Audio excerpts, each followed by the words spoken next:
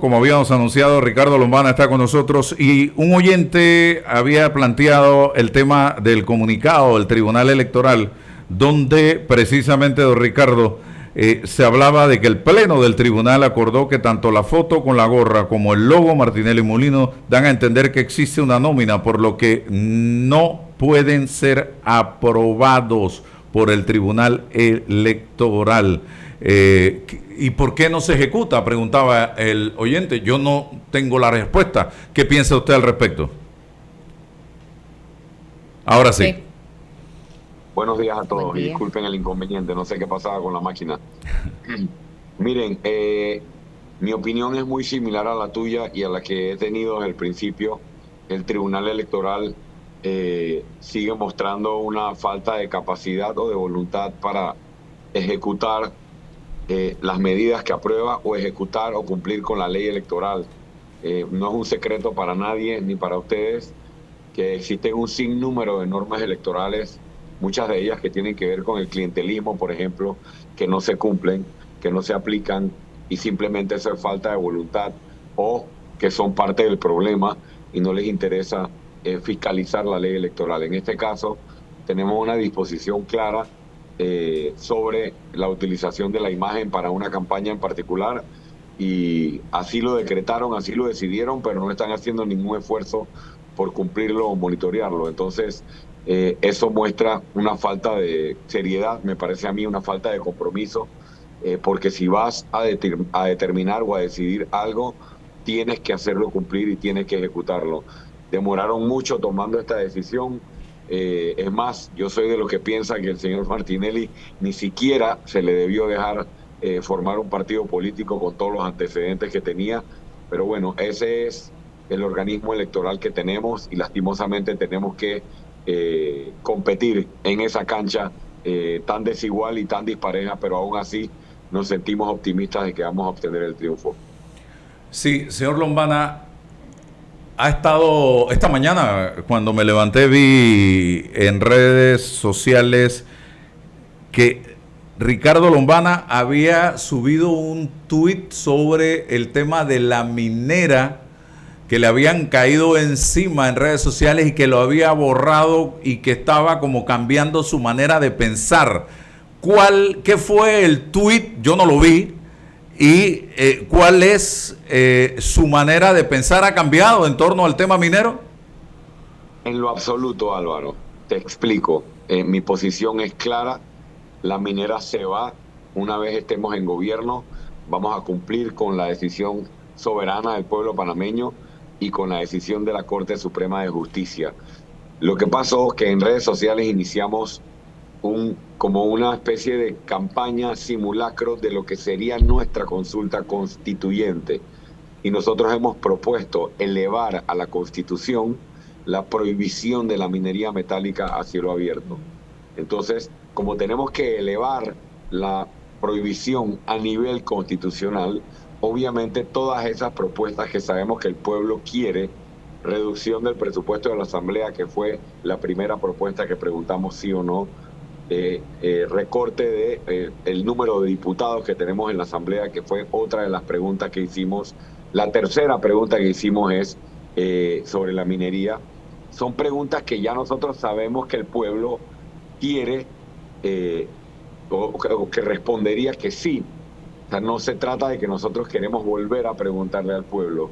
Se trata de una campaña que estamos haciendo como parte de nuestra campaña política de las cosas que nosotros queremos ver reflejadas en la Constitución.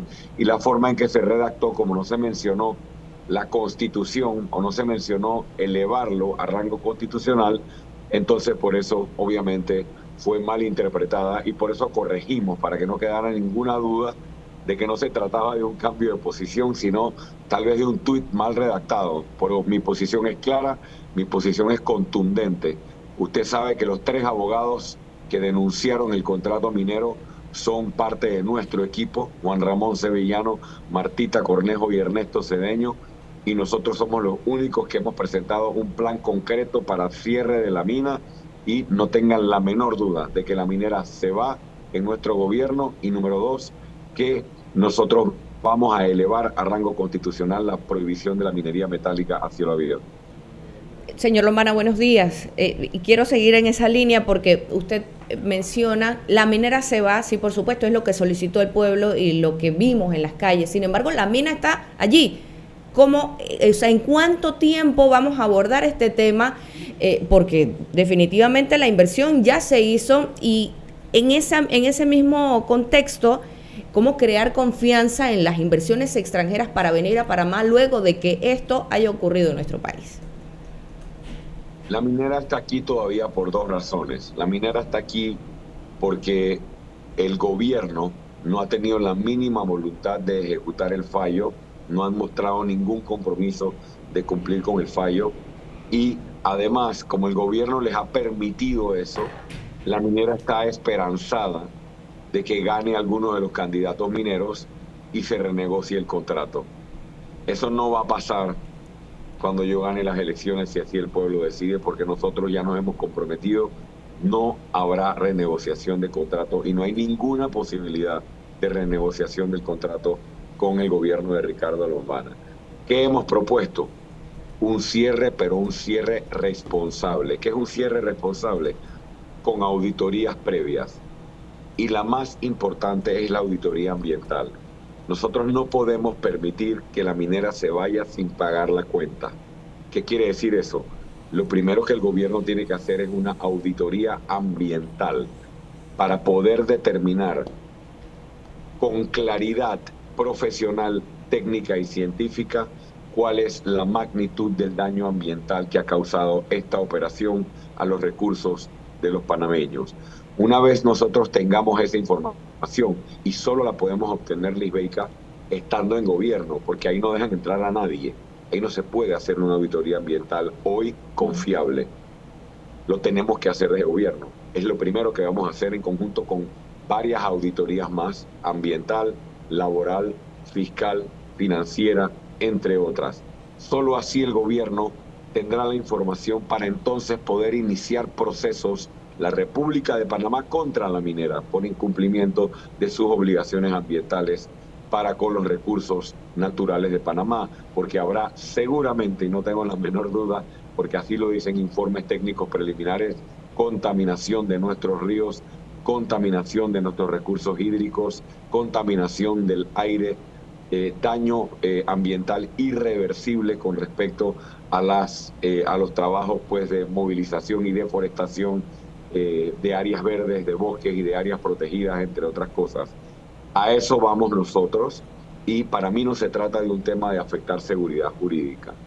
Mira, la compañía minera, recibió un fallo de inconstitucionalidad hace ya varios años. Cualquier compañía a nivel mundial que sigue operando a pesar de saber que tiene un fallo que indica que su operación es contra las leyes de la República, no puede excusarse en decir, ay, es que el gobierno me dejó seguir operando varios años más. No, señor, yo soy abogado y he tenido experiencia en arbitrajes y en derecho internacional, y ese precedente de haber seguido operando a pesar de saber que su operación era ilegal, les tira gran parte de la responsabilidad y construye un caso muy fuerte para la República de Panamá. Sí, señor Lombana, le voy a hacer una pregunta amplia en torno a la estructura del Estado panameño basada en algo que pasó ayer. En menos de 5 minutos se aprobó en la Asamblea de Diputados un nuevo distrito con 3 corregimientos allá en Bocas del Toro, Bastimentos. Estamos engordando más la estructura del Estado. Este es un Estado obeso, lleno de grasa. Sin embargo, no veo en algunos candidatos a la presidencia de la República la intención de poner a dieta el Estado, reduciendo ministerios, reduciendo municipios, reduciendo corregimientos. Aquí hay corregimientos con 100 personas en este país, instituciones una encima de otra. Al contrario, hay gente que plantea crear nuevos ministerios. ¿Qué vamos a hacer? El Estado panameño no aguanta más ministerios, más instituciones, más distritos en este país. Aquí necesitamos una reorganización. ¿Lombana reduciría, le quitaría esa grasa al Estado? Yo quiero aprovechar tu pregunta de la forma en que la estás formulando, diciendo que no escuchas a algunos candidatos hablar del tema, y voy a voltearlo porque yo creo que la ciudadanía sabe que el único candidato que está proponiendo poner el Estado a dieta es Ricardo Lombana. En el debate presidencial último incluso hice énfasis en que todos los candidatos enumeraban obras, pero ninguno decía de dónde iba a sacar la plata.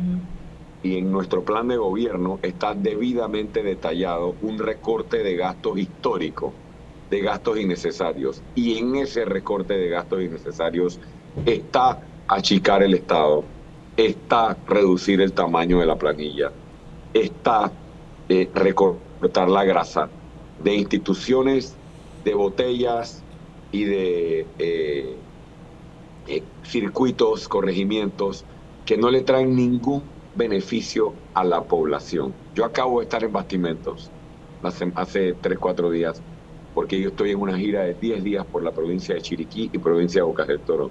Yo estoy por acá desde el día del debate, desde un día antes del debate, en gira por todos los distritos y comunidades de ambas provincias. Y preguntaba yo a los ciudadanos de Bastimentos sobre este tema. Ellos me decían, ¿de qué vale ser corregimiento si no hay medicamentos? ¿De qué vale ser corregimiento si no hay acceso a agua potable?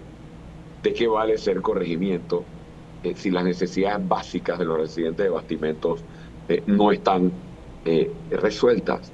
La población está clara de que estas nuevas circunscripciones, nuevos corregimientos, se crean con el único propósito de que el partido de gobierno pueda seguir teniendo más espacio para nombrar a sus allegados y a sus copartidarios y poder hacer crecer la planilla y apostar a ese método clientelista para ganar votos el día de la elección. ¿Nosotros qué proponemos? Todo lo contrario. Nosotros ya hemos iniciado en campaña un estudio de el proyecto de reingeniería del Estado. Te menciono algunas cosas. Por ejemplo, las botellas se van desde el primer mes de gobierno y ya tenemos diseñado el método que vamos a utilizar para eliminar las botellas, que se aproxima, Álvaro, a un número cercano a 15.000 o 20.000 personas que están nombradas en el Estado que no tienen función alguna. Eso es grave, y es grave porque, como tú bien sabes, porque tienes mucha información al respecto a lo largo de los años, el problema no es tanto la botella. El problema es que la botella, para ponerte el ejemplo de los choferes en la asamblea, que están nombrados con $2.000, y no tienen funciones, esos choferes solamente se quedan con el 10% de lo que cobran, y el resto se lo devuelven al funcionario que los nombró. Y así se roban la plata de todo un país quincena tras quincena. Eso se va. Además, ¿qué vamos a hacer? Ya tenemos estudiado, por ejemplo, la salida del Parlacén. Eso es un hecho, y ya tenemos el mecanismo correcto en términos de derecho internacional para salirnos de manera correcta del Parlacén. Eso nos cuesta $3 millones al año y no nos trae ningún beneficio. Vamos a eliminar el despacho de la primera dama, que es una institución que desde el 2019 venimos proponiendo eliminar. ¿Por qué? Porque la primera dama no es una funcionaria o un funcionario de la República. Es inconstitucional que el despacho de la primera dama tenga funciones públicas y tenga presupuesto para nombramientos. Eso no quiere decir que no nos interesan los proyectos que lleva adelante la primera dama. Se le reasignarán a distintas instituciones del Estado, pero no podemos seguir cometiendo ilegalidades. A través de la constituyente, ¿qué le vamos a proponer al país? Limitar el crecimiento indiscriminado de corregimientos y circuitos electorales y devolver al país la figura de los diputados nacionales y los diputados provinciales. Es decir, hacer la reingeniería para que el país no esté partido en pedacitos, cada vez en más pedacitos que se reparten, sino todo lo contrario, lograr circunscripciones más grandes con igual representación ciudadana, igual fortalecimiento de los mecanismos de participación democrática, pero sin sangrar los recursos del Estado. Y otras instituciones, y con esto cierro, seguramente también serán o fusionadas o cerradas. Esa reingeniería la estamos terminando de hacer en este momento para poder decirle al país qué instituciones vamos a cerrar y cuáles podrían ser fusionadas porque tienen funciones duplicadas. Nosotros venimos a recortar, pero con un solo propósito. Ese dinero que hoy destinan a instituciones que no traen ningún beneficio a la población será redestinado para medicamentos, para el oncológico, para jubilaciones dignas y para lo que un pueblo entero está pidiendo. Señor Lombana, más temprano revisamos aquí en el noticiero un sondeo realizado hace algunos días donde se hacía la comparativa de cómo les parecía o valoraban el resultado del debate. Las personas decían, sí, mejoró un poco la metodología, sin embargo, el cuestionamiento del cómo van a hacer las cosas queda pendiente. Aprovechando que usted me señala que ha estado todos estos días en la provincia de Chiriquí y recorriendo también Bocas del Toro, también lo vimos ayer caminando la cabalgata del 19 de marzo en la ciudad de David. Recuerdo que dentro del debate usted mencionó en el tema del desempleo para los jóvenes, convertir o desarrollar crear polos de desarrollo en Chiriquí y Bocas del Toro. Cuéntenos un poco cómo usted va a desarrollar esto y cuál es el beneficio directo para el desempleo en los jóvenes en estas regiones del país. Muchas gracias. Reitero lo dicho en la pregunta anterior.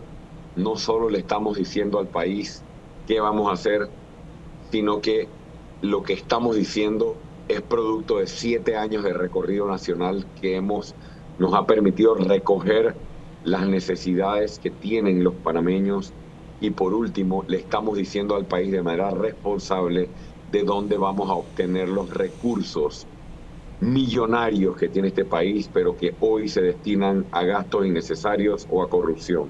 La reactivación económica no puede ser en el centro de la capital.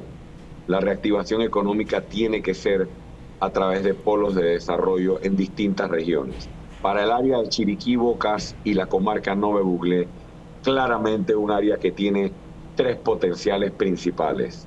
El potencial de la producción agropecuaria en el sector primario, que va a ser impulsado a través de una serie de medidas que ya hemos estado compartiendo con la ciudadanía. Menciono solo algunas. Una campaña masiva de consume lo panameño, pero que no dure un mes ni un mes y medio, sino que sea una política de Estado sostenible a lo largo del tiempo. Número 2, apoyo tecnológico y de investigación para los productores. Número 3, reingeniería de las instituciones ligadas al sector agropecuario, el MIDA y las 5 otras instituciones. ¿Qué me dicen los productores, Lisbeica? A lo largo y ancho del país, en Chiriquí, en Bocas, en la comarca, en Darién, que tienen que hacer colectas entre ellos para comprarle las llantas al único carrito que tiene la Dirección Regional del MIDA. Tienen que hacer colectas para ponerle gasolina, para cambiarle las bujías. O ir a buscarlos. O ir a buscarlos en los vehículos. Mientras tanto, la planilla del MIDA está excesivamente abultada con nombramientos políticos. Ningún candidato está hablando de limpiar las instituciones de nombramientos políticos. ¿Por qué? Porque les da miedo, porque no podemos decir esto porque la gente va a pensar que es que venimos a despedir a los funcionarios y entonces esos votos son importantes. Eso es populismo. Los votos de los funcionarios que trabajan y el trabajo de los funcionarios que trabajan están garantizados. Nosotros no tenemos nada en contra de los funcionarios que llegan a las 7 de la mañana y se van a las 3 de la tarde y cumplen con su función y están dispuestos a ser evaluados. Esos se quedan indistintamente de qué partido sean. Pero la gente que está nombrada para estar sentada en una silla y hacerle el favor a los políticos de robarse la plata, no señor. Además de eso, préstamos, pero préstamos no politizados, volvemos al secuestro en el que vivimos. Préstamos que sean desembolsados a tiempo y no después de que pase la cosecha, y préstamos que sean asignados sin palanca política como hoy son asignados. Caminos de producción y el abaratamiento de los insumos agropecuarios, que la única forma de abaratarlos es desde el Estado impulsar las cooperativas y la asociatividad para que los productores puedan importar directamente sus insumos. Lo está haciendo Costa Rica y está obteniendo buenos resultados. Esto, apoyo al sector agropecuario, que es la actividad que debemos impulsar como número 1 prioridad en Chiriquí, Bocas y la comarca. Número 2, con una estrategia de conectividad logística que consiste en desarrollar el puerto en Puerto Armuelles, en Barú, en Almirante y en conjunto con el desarrollo de los puertos de Aguadulce, de Mensabé, de Bacamonte y los puertos que ya hoy tenemos en Colón y en Panamá, te da una conectividad marítima para el movimiento de carga de productos agropecuarios y de pasajeros, pensando en el turismo, con redes de cabotaje que hoy no estamos explotando y que vamos a explotar y a desarrollar en el gobierno de Ricardo Lombana y de Otro Camino. Y esto tiene un complemento que es la red de carreteras que conectan los puertos con las redes viales, una Panamericana bien mantenida de frontera a frontera, un corredor de las playas debidamente terminado y no este vía crucis que tienen allá en Panamá Oeste, y un proyecto insignia que hemos presentado nosotros y que tiene muchos años en el diseño y en el papel, pero no se impulsa, que es la autopista o la costanera del Caribe, para conectar la ciudad de Colón con la ciudad de Changuinola. Es un proyecto importante, pero haciendo énfasis en que es una carretera de bajo impacto ambiental, porque tiene varios tramos elevados en áreas protegidas. Y finalmente el turismo. Estas son las 3 actividades que convertirían a Chiriquí, Bocas y la comarca Nove Buglé en polo de desarrollo. Turismo, la ampliación del aeropuerto Enrique Malek para aceptar o poder tolerar y recibir vuelos internacionales de manera directa. La ampliación del aeropuerto de Bocas del Toro para poder aceptar y recibir vuelos internacionales de manera directa. Esta red de carreteras para conectar y el canal seco que va desde el Atlántico hasta el Pacífico, con los debidos incentivos, generará no solo inversión turística pequeña en agroturismo, en turismo verde, en emprendimiento turístico de muchísimos jóvenes que quieren emprender en sus propias empresas de turismo, sino también emprendimiento mediano, emprendimiento grande en materia hotelera. Esto es un resumen. Así nosotros traeremos a los jóvenes de vuelta a esta región del país, así incorporamos a la comarca, a la actividad turística, a la actividad agropecuaria, pudiendo comercializar sus productos no solo en el resto del país, sino también haciéndolos materia de exportación, y así convertimos a esta provincia que tiene tanto potencial turístico, marítimo, portuario, logístico y en su producción agropecuaria en un gran polo de desarrollo que van a necesitar, miren lo que les digo, capital humano que venga de otras provincias, porque se puede tener pleno empleo en la República de Chiriquí, va a decir ya, en el área de Chiriquí, Bocas y la comarca Nueva Buglé. Sí, Ricardo, conversábamos esta semana con la ex magistrada de la Corte, Graciela Dixon, y ella planteó algo muy interesante y va relacionado con que hay que saber identificar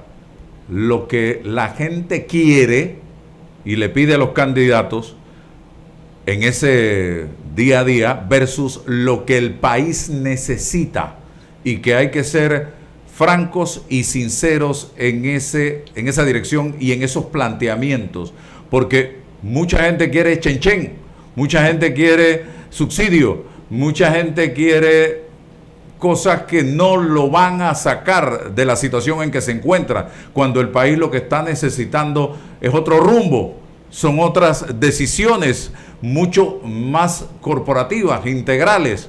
¿Qué piensa Lombana al respecto de ese discurso vacío que a veces escuchamos y encaminado a hablarle a el panameño lo que simplemente quiere escuchar, pues?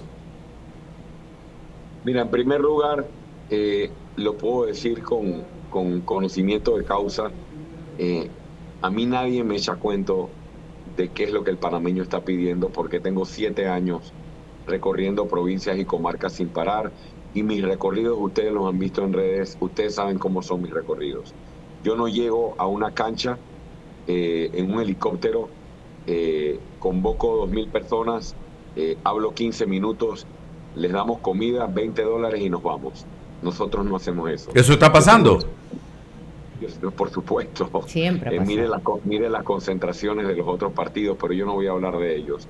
Yo recorro casa por casa en 7 años. Yo fui a la comarca Nove Buglé y me quedé a dormir en la comarca, conviví con la comarca, desayuné con ellos, almorcé con ellos y recorrí todas sus comunidades una por una. Esto lo he hecho por 7 años. Es la única manera de que tú no tengas ningún intermediario entre quien va a ser presidente y lo que la población está pidiendo. Y yo te puedo decir, Álvaro, con total seguridad, que a pesar de que existe un grupo de panameños que sí te piden subsidios o plata, esa es la minoría. Yo estuve en la comarca, yo estuve en Visira, en Soloy, en Cerro Puerco, en Canquintú, en todos estos puntos, conviviendo.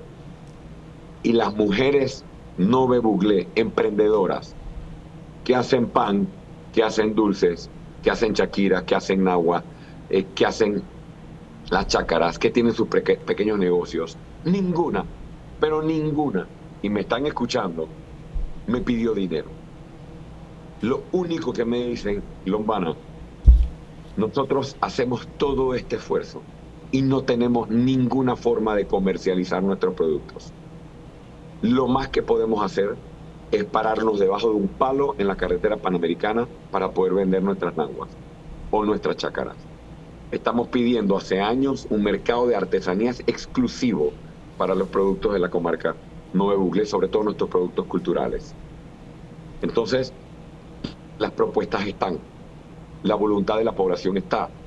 Yo saqué 400,000 votos en la elección anterior con este mismo discurso y esta misma propuesta. ¿Qué significa eso? Que hay un grupo enorme de panameños, Álvaro, que no compra el discursito de los 20 palos de pan para hoy y hambre para mañana, del resuélveme hoy. Nosotros no hemos cambiado nuestra propuesta, es la misma. Hablamos al país de proyectos a largo plazo, de una visión de largo plazo, de cómo el mejor subsidio es un empleo, de cómo, y por eso usted ve todas las grabaciones que yo subo a mis redes sociales. Yo le pregunto a mucha gente, y ustedes ven, los testimonios están, ¿usted qué prefiere?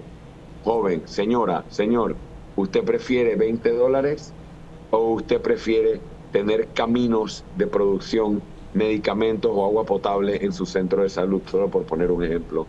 Y la gente dice claramente, yo prefiero que haya medicamentos porque la gente se muere cuando va al centro de salud. Entonces, los que siguen insistiendo en campañas vacías de eslóganes, de chen, de muchas otras cosas o de plata en tu bolsillo, yo pienso que esta vez van a ser ellos los equivocados, porque nosotros vamos a respetar la dignidad de la gente. Esta es la elección de la dignidad, Álvaro, no la elección del billete.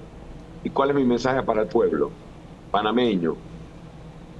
Que es muy fácil hacer política repartiendo plata cuando la plata es robada o la plata es ajena. Eso es facilito, hacer política repartiendo billetes. No se dejen engañar que ese billete es de ustedes. El rol de un político es ofrecerle y resolverle los problemas que ustedes tienen 40 años pidiendo solución. Ese es el trabajo duro.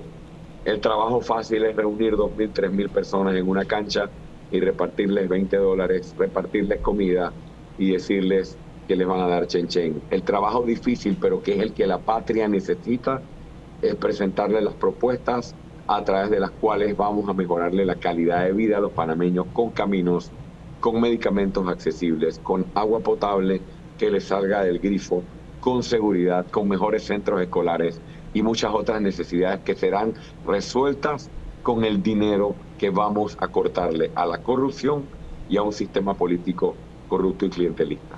Sí, Raúl Loza, no sé si quieres comentarle algo a Lombana para terminar la entrevista. Cómo no, con mucho gusto, muchas gracias. Saludos, Ricardo, Álvaro, a todos allá. Mira, una de las cosas que a mí me impacta, me encantaría escucharlo, es que la institucionalidad en nuestro país ha sido de alguna manera fementida, degenerada, afectada. En este momento está siendo objeto de falta de credibilidad y de confianza.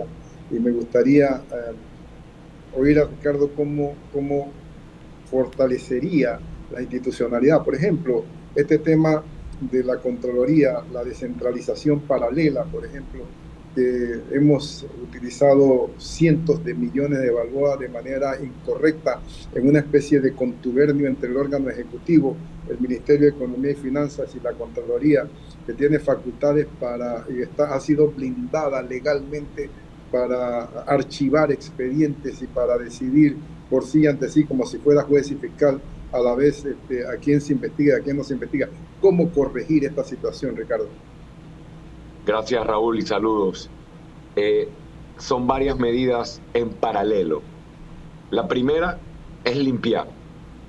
El gobierno, para poder combatir esta crisis institucional que tiene a lo interno, que es una crisis de funcionarios que están ligados a la corrupción, funcionarios que están ligados al crimen organizado, tiene que hacer su limpieza. Y por eso nosotros hemos empezado planteándole al país un discurso duro, de un plan de depuración de nuestras instituciones. Y ya tenemos la asesoría internacional de países que han logrado depurar sus instituciones, y lo vamos a hacer en los primeros 100 días de gobierno. Y vamos a utilizar los mecanismos de investigación que tiene el Estado para poder judicializar a estas personas y poder lograr la depuración. Número 1. Número 2, el ejemplo. El ejemplo vendrá desde arriba. ¿Por qué creen ustedes que yo me negué tanto a hacer las alianzas y hacer los pactos que algunos querían que yo hiciera? Porque a la hora de sentarme en la mesa a negociar o hablar, les presentábamos todo lo que íbamos a hacer: depurar, limpiar, sacar a Panamá del Parlacén, reducir el tamaño de la Asamblea, quitarle presupuesto a la Asamblea, quitarle fueros y privilegios, revisar notarías, revisar la lotería, revisar consulados. No están dispuestos. Entonces hoy yo me presento al país con la libertad y la independencia y la autonomía que se requiere para que nadie me tuerza el brazo a la hora que estemos limpiando esas instituciones, Raúl. Tercero, medidas concretas para combatir la debilidad institucional.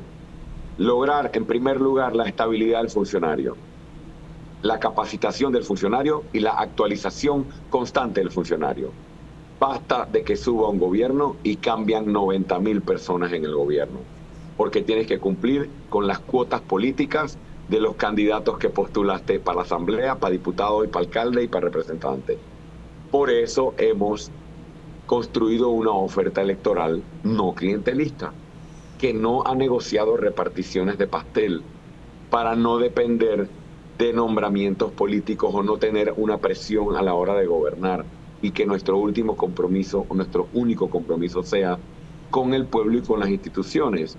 Entonces, funcionario que cumple con su rol será capacitado y actualizado a través de la Secretaría de la Función Pública y no tiene que temer por su trabajo para atender bien y debidamente, rendiendo cuentas a la población, desde los gobiernos locales, en descentralización, hasta lo más alto, presidente de la República. Y por último, hay unas medidas concretas que sí tienen que ver con cambios institucionales, como por ejemplo, sacar la unidad de análisis financiero de la Presidencia de la República y devolverle su autonomía.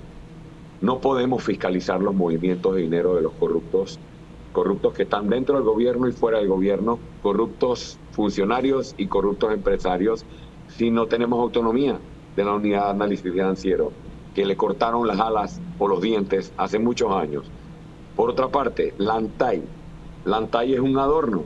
La ANTAI se dedica hoy a hacer capacitaciones sobre transparencia a funcionarios. La ANTAI será convertida en una agencia nacional de investigación de casos de corrupción, tal como existe en Singapur, con las evidencias que el propio Ejecutivo podrá poner al servicio de la ANTAI. Te voy a poner solo un ejemplo. El ejemplo de Benicio Robinson o de muchos diputados. Usted fue diputado. Usted sabe que los diputados tienen prohibido hacer negocios con el Estado. Está prohibido por las leyes de la República, de manera directa o a través de un intermediario. ¿Qué hace Benicio? ¿O qué hacen muchos diputados? Colocan intermediarios o testaferros y a través de estos intermediarios se otorgan concesiones de extracción de minerales, de transporte, de concesiones de emisoras de radio y se vuelven millonarios con una actividad que es ilegal para ellos. ¿Quién tiene esa información en sus manos? El Ejecutivo. El Ejecutivo lo único que tiene que hacer es poner al servicio del Ministerio Público todas las evidencias. ¿Y a qué me comprometo? No a estar persiguiendo, porque yo me voy a dedicar a presidir y a sacar este país adelante. Pero ¿qué les puedo garantizar? Que el procurador o la procuradora general de la Nación será un funcionario o una funcionaria de la misma línea que ustedes están viendo de Ricardo Lombana, que no pactará con delincuentes. Y segundo, el Contralor o la Contralora General de la República. Y aquí viene la importancia de votar por diputados nuevos. Queda 1 mes y medio, panameños, para que le demos el voto a candidatos del movimiento Otro Camino para la Asamblea o candidatos independientes que están siendo apoyados por el movimiento Otro Camino para lograr mayoría en la Asamblea, porque es la Asamblea la que designa al Contralor. Si la Asamblea queda en manos de una mayoría que quiere seguir en lo mismo, ellos van a querer imponer un Contralor que siga en lo mismo. Y nosotros vamos a convocar entonces una constituyente para que sea el pueblo el que saque a esos diputados corruptos, cambiar las reglas del juego y poder hacer entonces las designaciones que la población nos está pidiendo.